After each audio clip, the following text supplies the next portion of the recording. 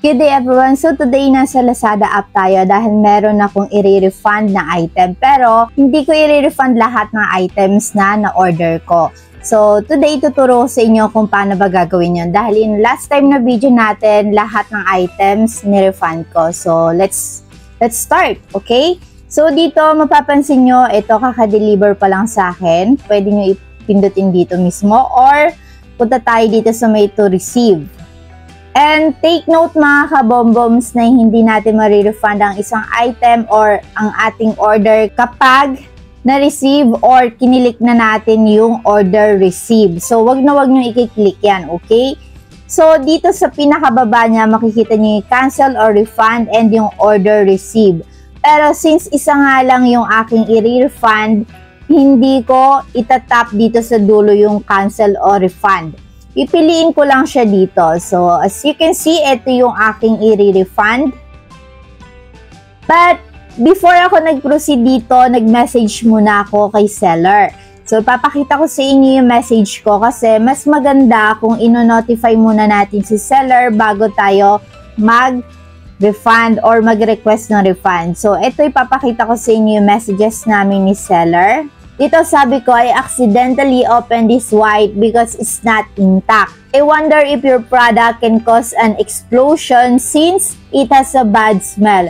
Please provide honest answers. Pero hindi na nakapag-reply si seller. And hindi ko kasi alam kung ano bang tawag dito sa white na yan kaya hindi ko na minention kung ano ba yan. Tinawag ko na lang siya na white. Pwede rin naman na Tagalog. So, dahil hindi nakapag-reply si seller and kailangan ko talaga ma-refund to, tatry natin kung ma-refund agad. Tap na natin dito, receive. And dito, tap natin tong air pump. And, tatap ko tong, asan na ulit yan? Return or refund. And here, makikita nyo dito yung I have a problem with the item received and I did not receive the items or I received expired items. So, piliin nyo mabuti kung saan ba under yung problem na na-encounter nyo dito sa dalawang pagpipilian natin. So, yung sa akin, meron akong problem na na-encounter dahil yung item nga medyo mabaho yung smell saka hindi intact yung white.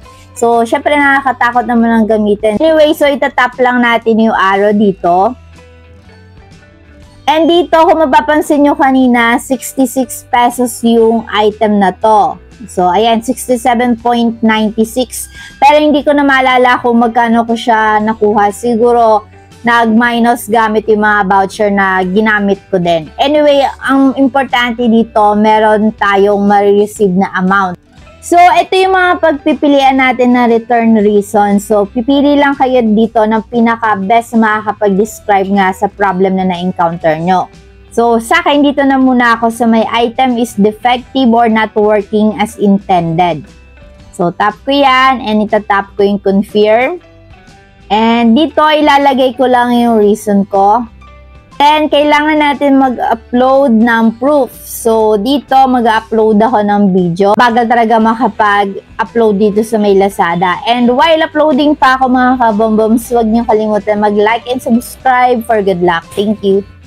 Kailangan din pala natin mag-upload ng photos. So, dito makikita natin yung return method. So, kailangan natin i-return to sa pinakamalapit na JNT sa ating lugar. Submit natin. Please ensure the return reason is correct and the supporting comments, photos, or videos are sufficient. For electronic product, kindly ensure password has been removed before handing over the item to our logistic partner. So, tap nyo lang yung yes kung decidido na kayong isubmit yan sa pinakamalapit na JNT. Pero yun nga, hindi rin kayo makakapili dahil sila din yung pumili din para sa akin. So, medyo malayo ako dito sa napili nilang location. Yung mga pagpipilian kasi ang layo ko talaga doon. Hindi ko alam bakit hindi nakalagay dito yung JNT namin na mas malapit ako. Anyway, so try natin dun sa back tayo. So, yun yung unang paraan ng pagre-return or pagre-refund. So, dito sa may pangalawa, ito na lang.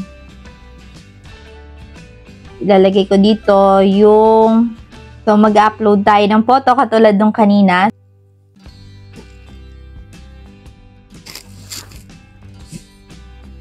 And mag-upload tayo ng video. Dito sa refund reason natin, tap natin yung ito na lang, yung suspicious item. Check natin kung kailangan pa natin i-return sa JNT. So, nakakatawa dito dahil hindi naman na natin kailangan i-return. So, yun yung pipiliin nyo sa pagpipilian kanina. Okay? Submit na natin. And there you go. Mapapansin nyo dito, successfully submitted. And hihintayin na lang natin yung magiging sagot ni Lazada. And syempre, hindi lang si Lazada yung magdi-decide dito, pati si seller. So, maghihintay lang tayo ng notification. So, dito mababasa nyo na pending Lazada decision, refund request under review.